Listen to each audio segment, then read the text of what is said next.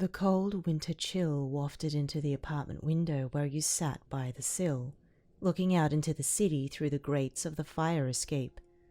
The echoes of sirens and evening traffic filled your ears while you gingerly rubbed both of your arms, wrapped in gauze and bandages. You were told it may be within a month for your arms to heal, but even then, with second-degree burns, you resigned to the fact that you will obtain some scarring from the blast. You held your ribs, feeling the dull throb and tenderness of your wounds. It was still a struggle to breathe, but the doctor Dabi had taken you to had relieved the stinging and burning pain you felt during the raid over a week ago. 3 fractured ribs, you were told. It was a miracle that none of them shifted to pierce your lungs when inhaling the smoke. 2 months to heal, apparently. The last recall of memory you could muster was the sight of a bright blue blast, searing light from a window, and cool fresh air from the heat that engulfed you. Then you found yourself here, in an apartment. You couldn't tell where your exact location was, as any view from the windows couldn't highlight any landmarks or familiar surroundings, but you knew you were still within the city. The night you woke up from your fainting spell was just that. You just woke up, as if you were in a deep sleep, sitting upright against the bedhead of a large single bed and already with bandages wrapped around your arms. It was a struggle to even move with the dull throb of pain shooting through your sides. You found yourself alone, waking up to a handwritten note beside you that explained where everything was and what was needed to keep you comfortable through your healing process. You also found that it was signed by Dabi. Sitting by the windowsill, you watched as the last of the sun's rays disappeared through the slivers between the buildings. You rested your head on your knees, taking in the scent from the oversized clothes you wore. With your clothes having been singed and dirtied from the fires, you found that you were changed into what you assumed to be Dabi's clothes. The thought of it made you dizzy with embarrassment that for the first few days you couldn't look Dabi in the eye. However, you were conflicted about where you stood, now knowing that he was indeed a villain. It wouldn't be long until Dabi would return from wherever he was to check up on you. And you knew for the time you've been here, you had every opportunity to leave. The first few days were the exceptions, seeing as you were still sore and suffering the aftermath of your injuries, but after a while you were able to slowly walk around the apartment to take care of yourself. You found the windows to be unlocked, as well as the front door. Nothing seemed to be out of the ordinary, but it felt like that you had every opportunity, every right, to leave. But you didn't. For one, you were still healing after what had been relayed to you from this doctor Dabi had taken you to. And 2, there was something oddly calm and comforting when Dabi came to visit. Much like your nightly rendezvous with him, they were nights of teasing, but he also looked after you, made sure that you were healing the best you could. He would help redress your bandages and help press ice into your sides to ease the pain and inflammation from the fractures. You knew he was hard to read. Hell, his teasing was worse because of that, but every time you had looked into his eyes, you saw a glimmer of something, and it may had looked like guilt. The sound of the front door unlocking and opening broke you away from your thoughts as you perked to find Dabi returning home. You made it a habit to lock the door every morning, or every night depending when he would be leaving, as he had always chosen to leave them unlocked. For the week you've been here recuperating, it was almost as if Dabi gave you the choice to leave, or he was expecting you to. Every time he would return home to you greeting him, you would notice a flicker of surprise in his eyes before his cool demeanor returned just as quickly. "Welcome home," you greeted as you turned away from the open window. Dabi coolly looked to you as you slowly stood on your feet, using the window frame to help balance you. He then turned away and headed for the small kitchen, opening the fridge to grab a can from inside to drink. He opened it and took a long swig from it, as if he didn't stop to take a breath. Afterwards, he shifted his bright blue gaze onto you. "How are you feeling?" he asked. He always did every day. "The same, really," you replied, finally reaching the small countertop for you to gingerly sit on the single stool that stood next to it. "These bandages don't itch as much as the others did. Thanks for getting this kind." Dabi hummed as he made his way towards you around the countertop, but not before grabbing large ice packs from the small freezer atop his fridge. Conversation between the both of you wasn't scarce, but it had its awkward moments. You still didn't know how to act or think about him being a villain after he had admitted to it during the raid. His long days away from the apartment made you question what he was doing, and what motivated him in doing the things he did. Was he plotting with other villains? Was he doing terrible things? Still, you were one to judge others by merit, not by labels, and so far, all you had seen of him was nothing more but a jester with a surprisingly caring heart. In one swoop, he carefully helped you off from the stool and took you to the bed, helping you in to prop your body upright. On cue, you lifted the oversized shirt that covered your frame, revealing to Dabi the sides of your torso littered with purple. Without fail, he pressed the large ice packs onto your skin, causing you to jump every time from the icy prick they gave, but soon calmed from the soothing touch it brought to your ribs. You didn't know the extent of the damage since Dabi didn't own a full-sized mirror of the sort, but you could feel it. After compressing the ribs, it was time to change the wrappings on your arms. Dabi carefully unwound the bandages before your skin was revealed, blisters littering the edges of the burns, and the majority of your forearms that protected you from the blast, now a deep purple from the healing. The doctor was a small-time healer and could only help in reducing the initial pain from the injuries, but could not restore what the body had lost. Still, there was no sign of running out of antibiotics and prescription drugs needed to manage the pain and the healing. That was the upside. "How was your day?" you finally asked, while Dabi redressed your arms with fresh bandages and gauze.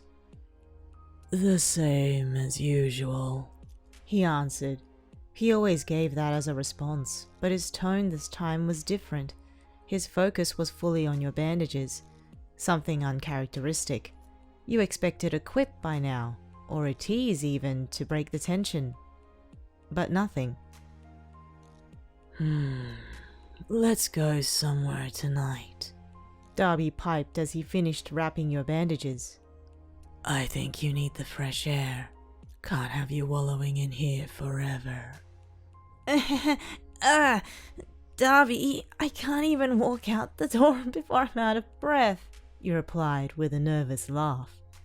"And the doctor did say no extraneous activities, even though I haven't met the guy." "Who said anything about walking?" Confused, you found Dabi take your arms and wrapped them around his neck, pulling you up from the bed. As your body stretched, you felt the pang of pain through your sides, forcing you to pull your legs up and giving Dabi the opportunity to take your weight onto him. He had swiftly pulled you onto his back. No, you could have just asked," you spoke through gritted teeth. You felt Dabi's chuckle against your arms as he righted himself up from the bed with you in tow. "Wouldn't be as exciting if I didn't keep you on your toes." As you allowed your weight to press against Dabi, he grabbed a jacket for you to wear over the top of yourself before he made his way to the open window and began climbing up the fire escape towards the rooftop, making sure to allow enough headroom with each level you passed. Once the rooftop was in view, you saw the myriad of colors wash over the dusk sky. The stars were already out to play, and the lights of the city began to flicker on. You noticed amongst the streetlights and the office buildings that there were strings of lights decorating various and random balconies, all differing colors, some flashing in patterns, and some just overtly loud. "Wait, what day is it today?" you asked. Dabi simply responded, Christmas. Your heart sank. You wondered how UA was faring with the aftermath, remembering all of the decorations that were being set up for the holidays. Was it really a week ago? You didn't think about the time you spent away, or worried much about what was going on, considering your condition. Dabi pivoted his head towards yours, taking your silence as mild shock to the news. He righted yourself on his back again before he made his way to the other side of the apartment building and onto another fire escape. Where are we going? You asked as Dabi made his way down the last flight of stairs. You'll see. He instructed you to hold on while he climbed down the ladder, grabbing hold of you again once his arms were free and carried you through the street. As you both did, you felt the chill of the air nip at your nose, digging it into Dabi's shoulder as a breaker from it. You watched as Dabi ignored the few passerbys that walked past him, taking a glance at the two of you before they moved on without a word. You noticed the looks in their eyes, some fearful, while others tried to ignore him as well. Hey, I've never really said thank you for all of this, you murmured, your voice slightly muffled by Dabi's shoulder. No need, he simply said. As long as those injuries heal, that's all that matters to me. There was a sincerity in his voice, but ever since he entered the apartment, something had been gnawing at him. You could feel it, and you clearly could see it. It felt like a long walk, but you didn't hear any complaint or any form of exhaustion from Dabi. Soon enough, you both made it to a plaza. It looked abandoned, and there was hardly anyone around, but standing in front of the both of you was a tall Christmas tree decked with lights and baubles. It seemed to be the only thing that lit the plaza. You stared at it in awe. Whomever set it up had so much more than UA had. It was impressive to see all of its light. Dabi slowly lowered you onto the ground, being careful to keep you upright as best as possible. Instinctively, you held onto his side for support to keep your balance. This way, he instructed as he eased you into him to walk. You obliged, feeling the dull throb of your ribs again with every time you tried to stretch your torso. As you turned, you were faced with a wall covered in flora and vines, finding the most beautiful display. A wall of blue morning glory, still in bloom. You noticed a small handful of them were shut like tiny umbrellas, but the majority of them was still open. The lights from the tree may be powered by a sunlight quirk, so these are still in bloom, Dabi explained while he neared the wall with you by his side. He began to pick at a few blooming flowers, breaking them from their stems and placing them in a small pouch he had hidden on his person. Been collecting them every few days for the dock. Wait, you've been picking flowers? You asked incredulously. One of the few. The doc is a believer of herbal healing, out of all things, he explained as he continued to take a few larger blooms into his pouch. Is that what you've been doing every day? You continued, surprised and amused if this was the case. It's not the only thing. You watched as Dabi looked a little more relaxed as he went down the wall while holding on to you. He went through the list of what he needed to get for you once your curiosity tickled your fancy. The flowers he named: violets, hyacinths, delphiniums. They're all blue flowers, you noted softly. Yeah, the doc is also a closeted romantic. As you both made it to the end of the wall, Dabi shut the pouch tightly before he pulled his full attention on you, making his way towards the tree. You stared up at the sheer height of it and noticed something start to fall from the sky. The chill had picked up and a small speck of ice brushed past your nose. The next thing you knew, a light snowfall began to descend above you. You quietly enjoyed the scene while Dabi's arms encircled around you, keeping you close to him for warmth. You both didn't stay long as the night began to creep in. Dabi slowly carried you back onto his back, taking you all the way to the apartment in the light snow. Once you've returned, Dabi took to the fire escape to climb back in with you. You wondered why he did not use the front door on this venture, but as soon as he reached his open window, he lowered you back down onto the sill. His head brushed the top of the window frame, but also brushed against something that dangled there haphazardly. Mistletoe. "How did that?" you squeaked. A grumble escaped Dabi's throat upon seeing the sprig before he knelt down towards you. His voice gruff with a hint of frustration, he asked, Do you believe in these traditions? "Well, it's nice, I think," you replied, feeling the warmth of your cheeks heat. You could only recall that one time in the closet, surrounded by the heat, when Dabi helped you breathe momentarily. You rubbed the back of your neck, feeling an awkwardness cut through the silence. Dabi didn't respond after your answer, which made you think if he wasn't one for these kind of things. Suddenly you felt his hand cup your cheek and pull you into him, his lips crashing into yours feverishly.